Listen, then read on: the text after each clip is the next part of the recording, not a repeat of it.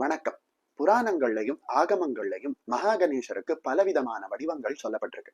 அந்த ஒவ்வொரு வடிவங்களை பற்றியும், அந்த வடிவங்களினுடைய ரகசியங்களை பற்றியும், அந்த வடிவங்களை வணங்குவதற்கான மந்திரங்களையும் ஸ்லோகங்களையும் நம்ம அற்புதமான ஆன்மீக துளிகள் சேனல்ல தொடர்ந்து பார்த்துக்கிட்டு வரோம். அந்த வகையில இப்ப நாம குக்ஷி கணபதி அப்படின்னு சொல்லப்படக்கூடிய ஒரு கணபதியினுடைய வடிவத்தை பார்க்க போறோம். இந்த கணபதியினுடைய வடிவத்தை நாம வழிபட்டோம் அப்படின்னா நமக்கு உடம்புல இருக்கக்கூடிய அனைத்து விதமான நோய்களும் தீரும். நம்மளோட திறமைக்கு நமக்கு கொடுக்கப்படாத அந்தஸ்து ஏதாவது இருந்தது அப்படின்னா இந்த கணபதியை வழிபட்ட மாத்திரத்தில் நமக்கு நம்ம திறமைக்கான அந்தஸ்தானது கிடைக்கும் அப்படின்னு சொல்லப்படுது. இந்த கணபதியை எப்படி வழிபடணும், இந்த கணபதி எப்படிப்பட்டவர், இப்படி அனைத்து விதமான விஷயங்களும் உங்களுக்கு முழுசா தெரியணும்னா இந்த வீடியோவை ஸ்கிப் பண்ணாம முழுசா பாருங்க. கணபதிக்கு இருக்கக்கூடிய வடிவங்கள்ல குக்ஷி கணபதி மிகவும் சக்தி வாய்ந்த ஒரு கணபதி. குக்ஷி அப்படிங்கிற வார்த்தை வயிறு அப்படிங்கிற அர்த்தத்தை உடையதாக இருக்கு.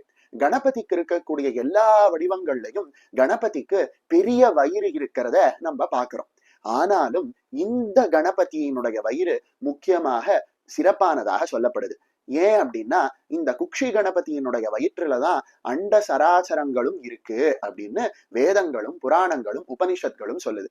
அண்ட சராச்சரங்கள் அப்படின்னா பூமிக்கு கீழே இருக்கக்கூடிய பாதாளம், அதலம், விதலம், தலாதலம் அப்படின்னு சொல்லப்படக்கூடிய கீழேழு லோகங்களும், பூமி அப்படிங்கிற லோகமும், பூமிக்கு மேல இருக்கக்கூடிய புவர்லோகம், சுவர்லோகம், மகர்லோகம் அப்படின்னு சொல்லப்படக்கூடிய மேலேழு லோகங்கள், ஆக மொத்தம் 14 உலகங்களும் பூமியும் அனைத்தையும் தன்னுடைய வயற்றில் இந்த கணபதியானவர் அடக்கினவர் அப்படிங்கிறதுனால இவருக்கு குக்ஷி கணபதி அப்படின்னு பேர்.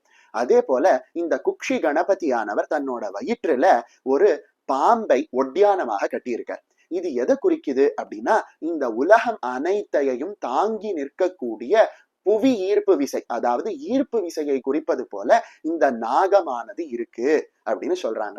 இதை நாம எப்படி புரிஞ்சுக்கலாம் அப்படின்னா இந்த உலகத்துல இந்த அண்டத்துல எத்தனை விதமான கோள்கள் இருந்தாலும் அத்தனை விதமான கோள்களும் ஒரு வட்ட வடிவ பாதையிலேயே சுத்தி வரதை நாம பாக்குறோம். இதுக்கு காரணம் ஈர்ப்பு விசை அப்படின்னு விஞ்ஞானிகள் சொல்றாங்க. அந்த வகையில இந்த கணபதியினுடைய வயிற்றுல இருக்கக்கூடிய பாம்பானது இந்த அண்ட சராசரங்களை தாங்கி நிற்கக்கூடிய ஈர்ப்பு விசையை குறிக்குது அப்படின்னு சொல்றாங்க. இன்னும் இத போல இந்த குக்ஷி கணபதியை பற்றி உங்களுக்கு பல ரகசியங்கள் தெரியணும்னா வீடியோவை ஸ்கிப் பண்ணாம தொடர்ந்து பாருங்க. அதே போல இந்த கணபதியினுடைய வயிற்றுல இருக்கக்கூடிய பாம்பானது ஒரு மனிதனினுடைய குண்டலினி சக்தியை குறிப்பதாகவும் சொல்றாங்க.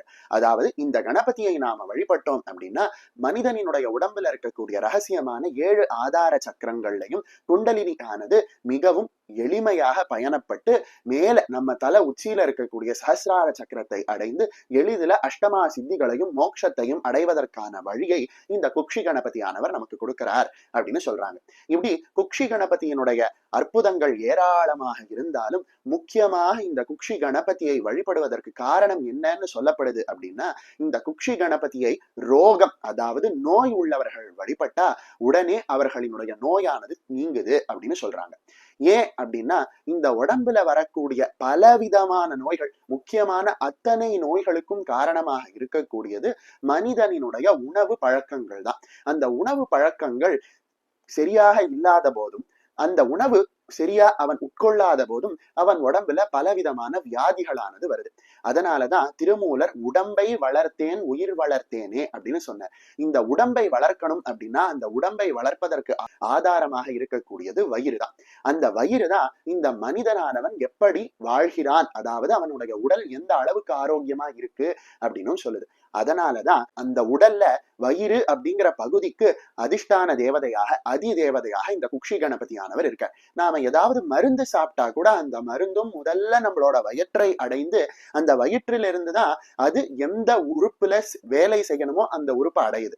ஆக மருந்து வேலை செய்யணும்னாக இருந்தாலும் சரி, நம்ம உணவு ஜெரிக்கணும் அப்படின்னாலும் சரி, வயிறு தான் முக்கியமான ஒரு பொறுப்பை நம்ம உடம்புல வகிக்குது. இந்த வயிறுக்கு அதிபதியாக இந்த கணபதியானவர் இருக்கார் அப்படிங்கிறதுனால இவரை வழிபட்டோம் அப்படின்னா சகல விதமான நோய்களும் நீங்கும் அப்படின்னு சொல்றாங்க. அதுலயும் முக்கியமாக ஒரு விஷயம் என்ன சொல்லப்படுது அப்படின்னா இந்த கணபதியை நாம வழிபட்டோம் அப்படின்னா குழந்தைகளுக்கு ஏதாவது படிப்பு சம்பந்தமான குறைபாடுகள், அதாவது கற்றுக்கொள்வதில் ஏதாவது குறைபாடுகள் இருந்தா அந்த குறைபாடுகளும் நீங்குவதற்கான வழிவகையை இந்த கணபதியானவர் செய்து கொடுக்கிறார் அப்படின்னு சொல்லப்படுது. சொல்லப்படுது. அது மட்டும் இல்லாம இந்த கணபதியை நாம வழிபட்டோம் அப்படின்னா நம்மளோட திறமைக்கு நமக்கு உரிய அங்கீகாரம் கிடைக்காமலோ உரிய அந்தஸ்து கிடைக்காமலோ போனாலும் அந்த உரிய அங்கீகாரமும் அந்தஸ்தும் கிடைக்கும் அப்படின்னு சொல்லப்படுது. அதே போல இந்த குக்ஷி கணபதியை நாம வழிபடும் பொழுது நவ கோள்களும், அதாவது 9 கோள்களும் நமக்கு சுப கோள்களாக, நல்ல கிரகங்களாக நன்மையையே செய்யக்கூடியதாக இருக்கு. நம்மளோட பாப்பங்களை எல்லாம் இந்த குக்ஷி கணபதியினுடைய வழிபாடானது இல்லாமல் தவிடுபொடியாக செய்து விடுது.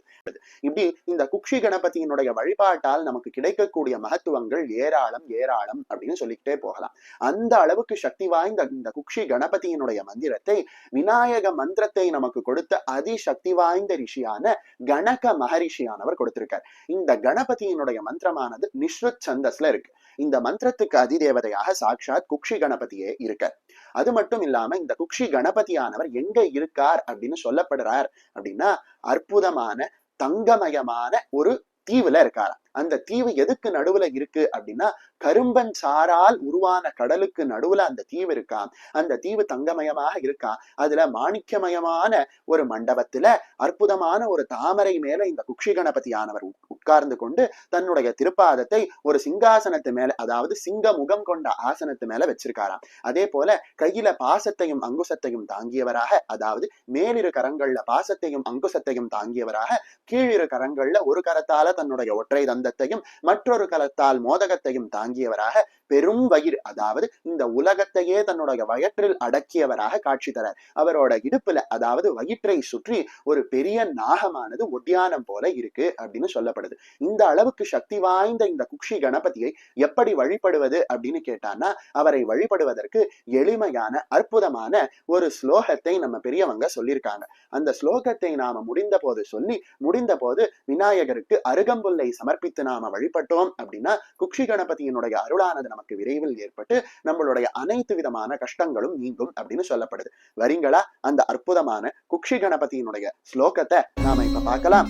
जक्षवजलनिधि मध्ये दीपे सर्वार्तु सुन्दरे मन्त्री मणिमय मण्डपे मध्ये माणिक्यमणि प्रभाक्त भूमितले सिंहमुखपादपीठे सरसिज मध्ये समासीनं गजवदनं तं ध्यायेत् पाशाङ्कुशिनं महाकुक्षिम् उदरगतचित्राढ्यं शङ्करसुतमाहितात्मकुक्षिं च सर्वालङ्कृतिदीप्तं वाञ्छितदम् अहिनन्तताङ्गम् அப்படின்னு சொல்லப்படுவது போல இந்த குக்ஷி கணபதியை சொல்லக்கூடிய இந்த அற்புதமான ஸ்லோகத்துல வாஞ்சிததம் அப்படின்னு சொல்லப்படுது. அதாவது கேட்ட வரத்தை கேட்டதை போலவே கொடுக்கக்கூடியவர் அப்படின்னு சொல்லப்படுது. அற்புதமான இந்த குக்ஷி கணபதியை நாமும் வழிபட்டு வாழ்க்கையில இருக்கக்கூடிய சகல விதமான கஷ்டங்கள்ல இருந்தும் விடுபடலாம்.